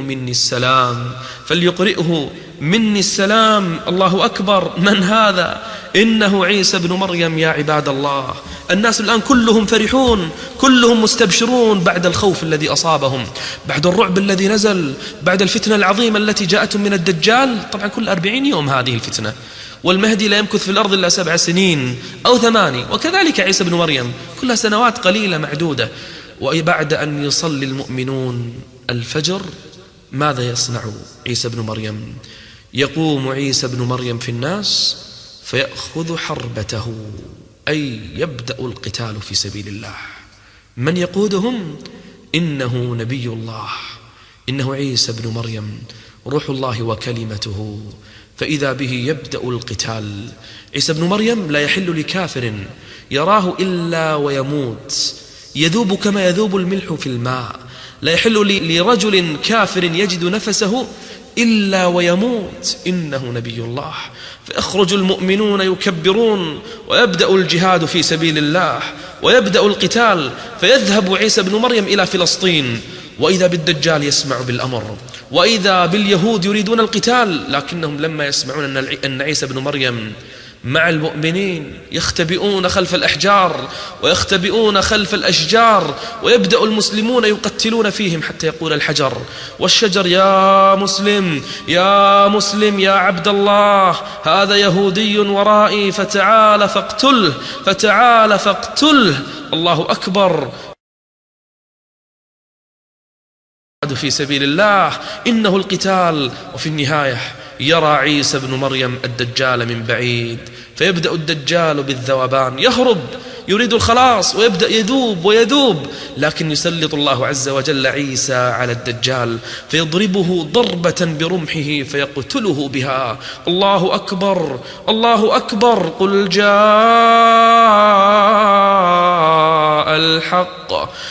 جاء الحق وزهق الباطل إن الباطل كان زهوقا. ربما تكون يا عبد الله أنت في جيش عيسى، ربما تقاتل مع المهدي، ربما تقاتل في سبيل الله، ويكتب الله عز وجل نصر الإسلام على يديك. لم لا يا عبد الله تجهز؟ من لم يغزو ولم يحدث نفسه بالغزو مات على شعبة من نفاق. وبعد أن ينتصر المسلمون ويقتلون اليهود في مقبرتهم وينتشر الخير بين الناس، إذا بالله عز وجل يقول لعيسى: يا عيسى يا عيسى إني قد أخرجت عبادا لا يدان لأحد بقتالهم لا تستطيع، لا أنت يا عيسى ولا غيرك لن يستطيع على قتالهم. يا عيسى حرز عبادي إلى الطور، حرز عبادي إلى الطور. يا عبد الله آيات ربما نراها وربما نشاهدها. إلى متى يا عبد الله ما تعتبر؟ إلى متى تنتظر؟ فهل ينظرون إلا الساعة أن تأتيهم بغتة فقد جاء أشراطها. أشراط الساعة كلها تقريبا قد وقعت يا عبد الله، لم يبق إلا هذه الكبرى التي أقولها لك. الآن تصور، ذكرنا الآن الدجال، وذكرنا المهدي، وذكرنا عيسى بن مريم. عيسى لا يمكث في الأرض إلا 7 سنين، لما رفع كان عمره 33 سنة، ثم يمكث في الأرض 7 سنين، أي يموت وعمره 40 عاما، وفي زمن عيسى يخرج يأجوج ومأجوج ويموتون. إذن كل هذه العلامات الكبرى في سنوات قليلة يا عبد الله. ثم ماذا تنتظر؟ تنتظر اليوم الذي لا ينفع نفسا إيمانها لم تكن آمنت من قبل أو كسبت في إيمانها خيرا. فإذا بعيسى يخبر الناس: أيها الناس هلم معي، اذهبوا معي، سيروا معي. إلى أين يخرجون؟ إلى رؤوس الجبال، يذهبون إلى الجبال يجلسون فيها، يتعبدون الله جل وعلا، يصلون ويسجدون ويركعون ويستغيثون بالله جل وعلا. تعرف من الذي خرج؟ إنهم قوم يأجوج ومأجوج، خرجوا ليفسدوا في الأرض. فإذا جاء وعد ربي جعله دكاء. السد الذي بناه ذو القرنين، الذي بدأ ينخر، وبدأ قوم يأجوج ومأجوج منذ أيام النبي صلى الله عليه وسلم يحفرونه، حتى قال النبي: فتح اليوم من ردم يأجوج ومأجوج. قدرها كذا، وحلق السبابة مع الإبهام، أي بدأوا بالحفر وبدأوا بهدم السد في ذلك اليوم. وعيسى في الأرض ينتصر على الدجال، يخرج الله عز وجل يأجوج ومأجوج، حتى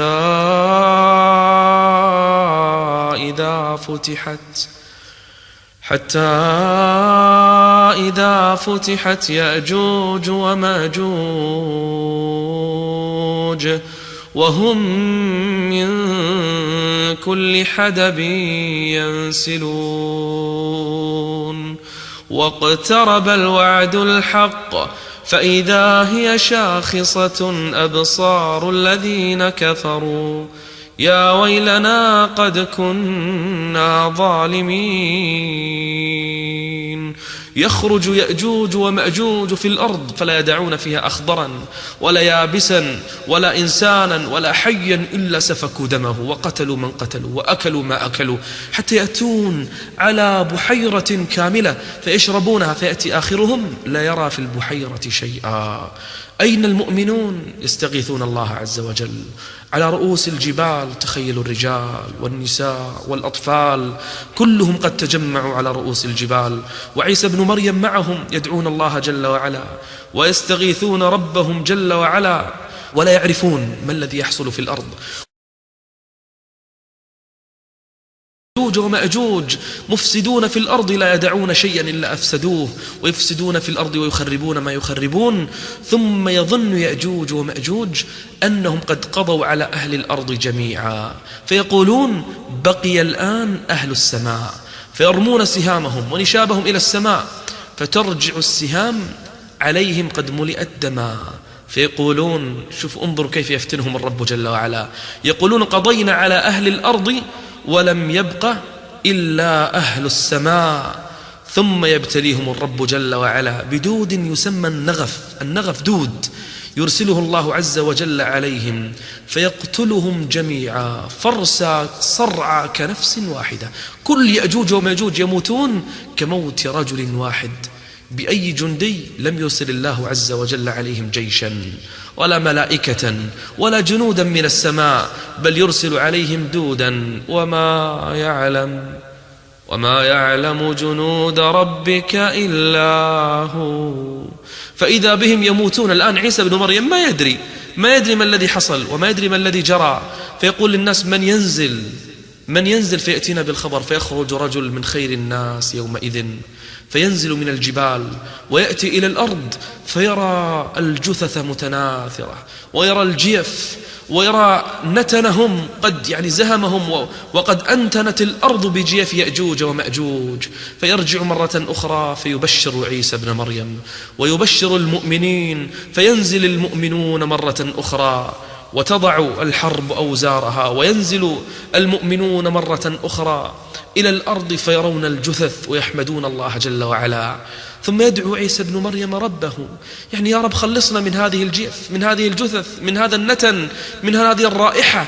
فيرسل الله عز وجل طيرا أعناقها كالإبل تحمل الجثث. تخيلوا المنظر، تحمل الجثث أمام المؤمنين، تحمل الجثث فترميها في البحار. ثم يرسل الله عز وجل مطرا من السماء ويغسل الأرض هذا المطر، ثم تخرج الأرض كنوزها وخيراتها وينتشر الخير في الأرض ويحكم فيهم عيسى بن مريم. في ذلك الزمان يكسر عيسى بن مريم الصليب ويقتل الخنزير، ولا جزية في ذلك الزمان، إما الإسلام وإما القتل. ويحج عيسى بن مريم إلى بيت الله، يحج إلى المسجد الحرام ويهل بالبيت، وإذا الخير ينتشر ثم يموت عيسى بن مريم. ثم ماذا يحصل للناس؟ يرجع الشر مرة أخرى وينتشر الشر مرة ثانية فجأة، والناس يعيشون ويلتهون بدنياهم. يسمع الناس بأن هناك دابة قد خرجت عند الحرم في مكة. خرجت دابة. ما قصة هذه الدابة؟ دابة تتكلم، حيوان يكلم الناس، ومعه خاتم سليمان وعصا موسى. تأتي هذه الدابة إلى الكافر إذا رأت كافرا فتخطمه بالخاتم فيتبين فيه علامة على أنفه أنه كافر، وإذا رأت مؤمنا جلت وجهه بالعصا. فإذا الناس يعيشون ويقولون للرجل يا كافر، ويقولون للرجل يا مؤمن. يا ويله من ختمت على أنفه بأنه كافر. ويا حسن الرجل وسعادة الرجل الذي جلت وجهه على أنه مؤمن. أي دابة هذه؟ وماذا يحصل في الكون؟ وأي نواميس يعيشها الناس؟ ما الذي يحصل؟ ما الذي يجري؟ وإذا وقع القول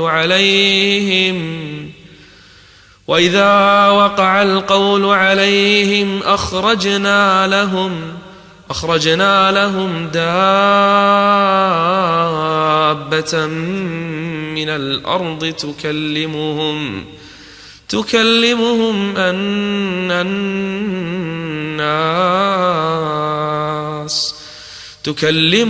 أن الناس كانوا بآياتنا لا يوقنون.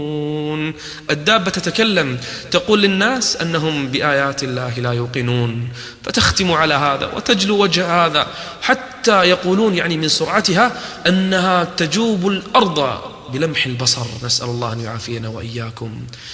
أما الآن العلامات التي سنذكرها هذه الآن خلاص على خراب العالم سوف تكون في النهاية الأخيرة، وهذه العلامات تكون على قرب ووشك لا نعلم ترتيبها، ولكنني سوف أسردها لكم سردا.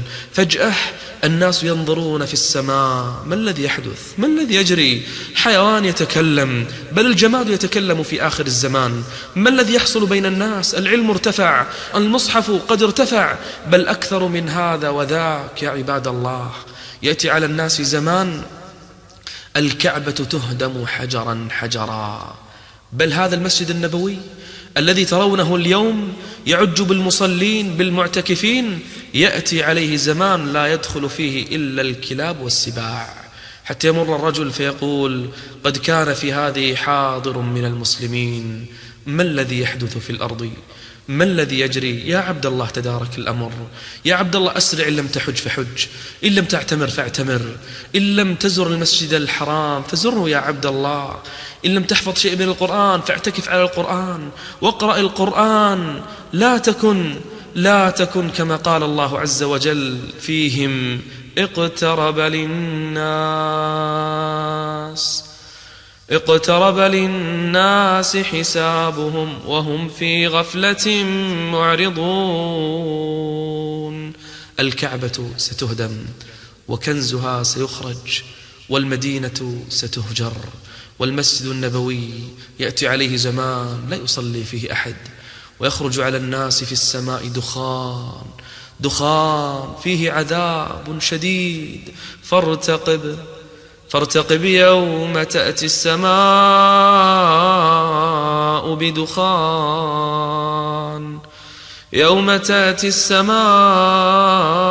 بدخان مبين يغشى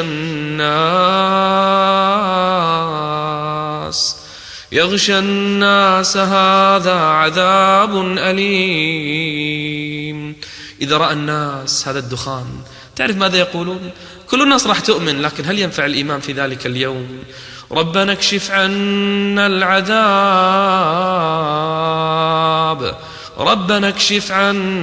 العذاب إنا مؤمنون. تدارك نفسك يا عبد الله. علامات الساعة الكبرى إن ظهرت واحدة فإن البقية تتلوها بسرعة. بادروا بالأعمال فتنا كقطع الليل المظلم، يصبح الرجل مؤمنا ويمسي كافرا، ويمسي مؤمنا ويصبح كافرا، يبيع دينه بعرض من الدنيا. يوم من الأيام، يوم لم يمر بالدنيا يوم مثله. أتعرف أي يوم هذا؟ يوم يصبح فيه الناس في الأرض وقد طلعت الشمس من مغربها. لا إله إلا الله. أي يوم هذا طلع على الأرض؟ والله لو بكى الناس دما، والله لو خروا سجدا، والله لو فعلوا ما فعلوا، فإن الله عز وجل قد أغلق باب التوبة عليهم. يوم يأتي بعض آيات ربك لا ينفع نفسا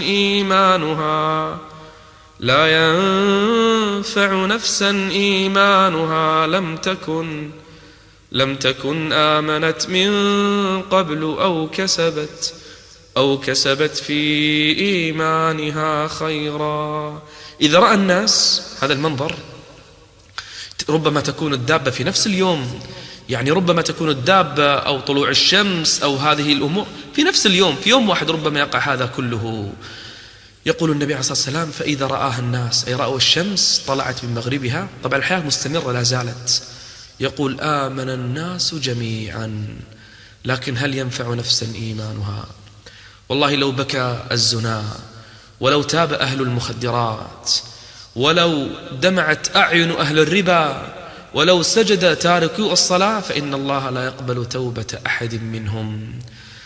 قال الله يوم يأتي بعض آيات ربك لا ينفع نفسا إيمانها لم تكن آمنت من قبل أو كسبت في إيمانها خيرا. لا تقل إذا رأيت هذه العلامات سوف أتوب.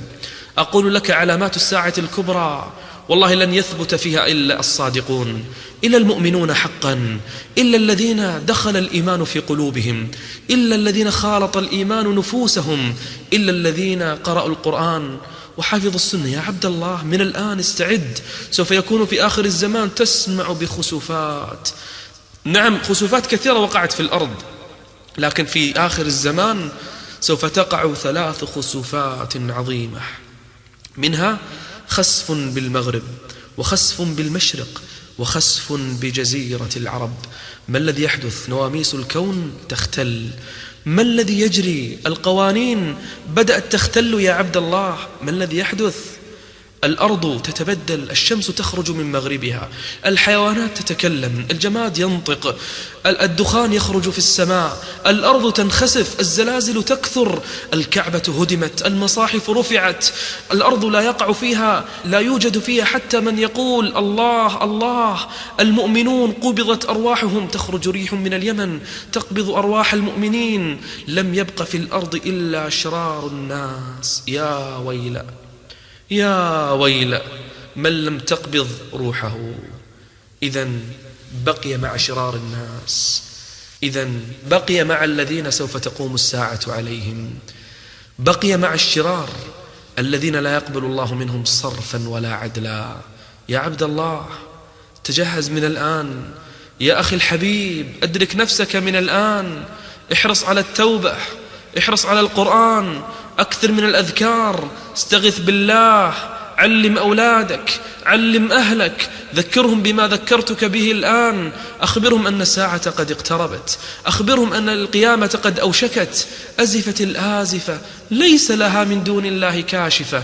عبد الله أخبرهم أن الساعة قريبة، وما يدريك لعل الساعة تكون قريبا. ثم فجأة تخرج على شرار الناس نار من اليمن، نار عظيمة تخرج ثم تسير في الأرض ثم تجري في الأرض. نار تحشر الناس، تبعد الناس، تخوف الناس، والناس ينقسمون على طرق وأفواج. فوج راغبون طاعمون كاسون راكبون، عندهم دواب يسرعون يهربون من هذه النار. إلى أي جهة؟ طبعا النار تخرج من الجنوب من اليمن وتحشر الناس إلى الشام، تأكلهم أكلا، تحشرهم وتخوفهم إلى الشام، فيسرع الناس. منهم من عندهم المراكب والدواب، ومنهم فوج يمشون تارة ويركبون تارة، 2 على بعير، 3 على بعير، 4 على بعير، يركبون تارة، هذا تارة يمشي وهذا تارة يركب، ويهربون. ربما يصيبهم شيء من النار لكنهم ينجون. وصنف تحشرهم النار فتحيط بهم من ورائهم فتأكلهم النار. ثم يسيرون إلى الشام. طبعا في ذلك اليوم لا في مصاحف ولا في صلاة ولا في عبادة ولا في أهل إيمان، ولا يقال في الأرض حتى كلمة الله لا ينطق بها في الأرض. لا تقوم الساعة إلا على شرار الناس. فيهرب الناس ويهربون ويسيرون، فإذا بهم يجتمعون في أرض الشام. في ذلك اليوم يأذن الله عز وجل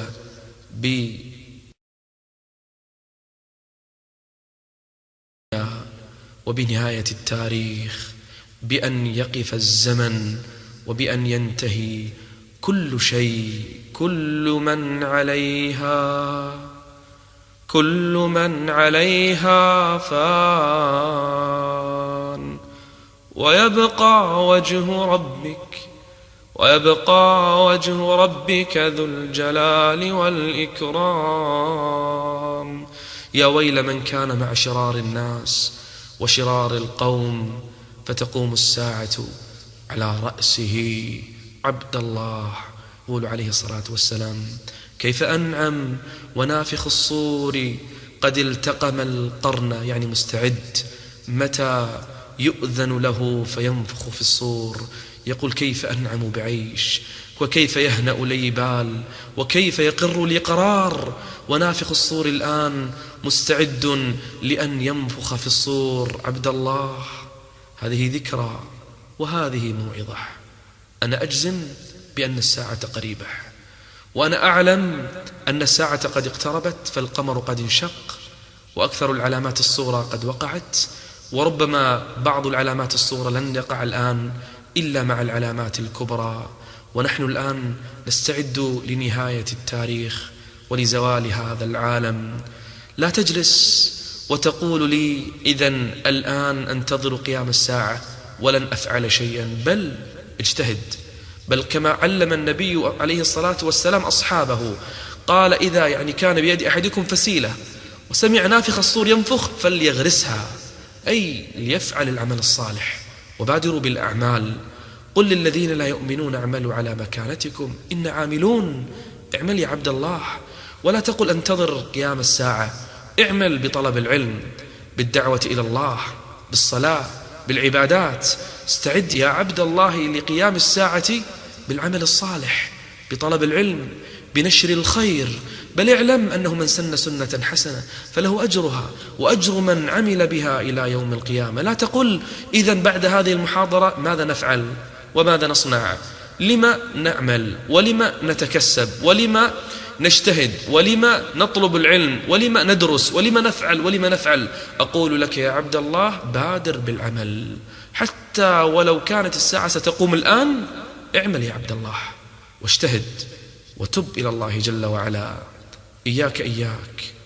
إياك أن تأتي هذه العلامات ولم تستعد لها، فإن أهل الجهاد ليسوا هم أهل الغناء والطرب، ليس هم الذين يتركون الصلاة ويهجرون القرآن وقل ذكرهم لله، ليسوا هم أهل الربا والزنا والخمور والفواحش. أهل الجهاد في سبيل الله هم الذين جاهدوا أنفسهم في سبيل الله جل وعلا، ثم قاموا ينصرون دين الله تبارك وتعالى. يا أيها الذين آمنوا اتقوا الله ولتنظر نفس ما قدمت لغد واتقوا الله إن الله خبير بما تعملون. وأنصحك ختاما أن تعلم أولادك وأهلك وأحبابك والناس، تعلمهم ما قلته لك من هذه العلامات ومن هذه الأشراط، حتى يكون الناس على علم ويتجهزون. وإذا رأوا هذه الآيات وهذه العلامات ازداد إيمانهم وازداد يقينهم بالله جل وعلا، وازدادوا إيمانا بربهم تبارك وتعالى، يستعد الناس من الآن بالتوبة وبالاستعداد للقاء الله جل وعلا. أسأل الله تبارك وتعالى أن يثبتنا على ديننا. اللهم يا مقلب القلوب ثبت قلوبنا على دينك. ربنا لا تزغ قلوبنا بعد إذ هديتنا وهب لنا من لدنك رحمة إنك أنت الوهاب. أسأل الله جل وعلا ينفعنا وإياكم بما ذكرت، وصلى الله وسلم على نبينا محمد وعلى آله وصحبه أجمعين، والحمد لله رب العالمين.